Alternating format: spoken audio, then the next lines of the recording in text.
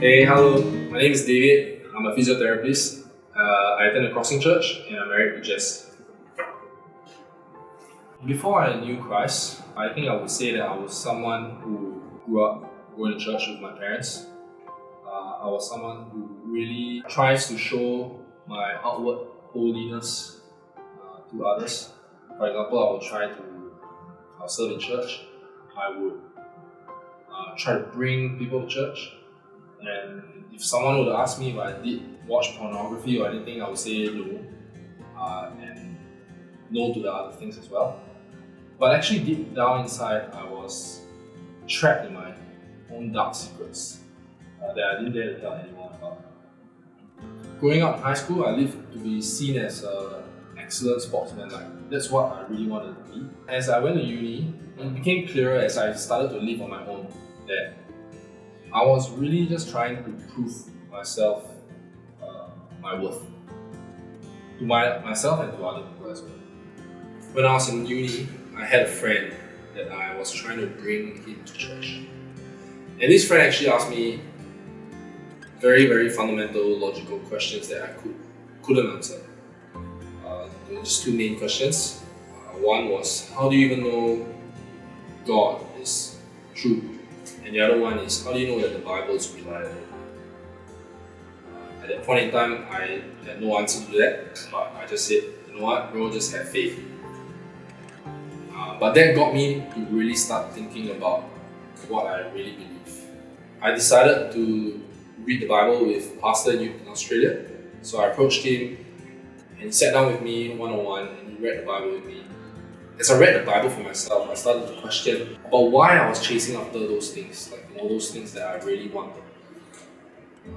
And this book called Ecclesiastes that I came across really just summarized that chasing after those things it's like chasing after a mist.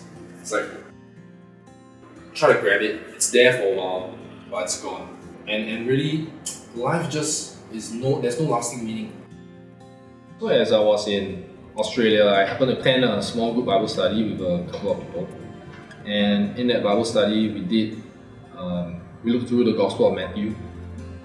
And I came across this passage in chapter 7, verse 21 to 23. I won't read the entire verse, but essentially that verse is saying that not everyone who calls this God by his name will enter the kingdom of heaven, but those who does the will of his Father, which is God. And I realized that was not what I was doing. I was merely a Christian by name, exactly what the Bible was saying. And I was not living like Jesus was my king. I was chasing after my ambition, my physiotherapy career, my how to make money, how to be successful in this world. Yeah, so I was trying to chase my own kingdom rather than chasing after God's kingdom.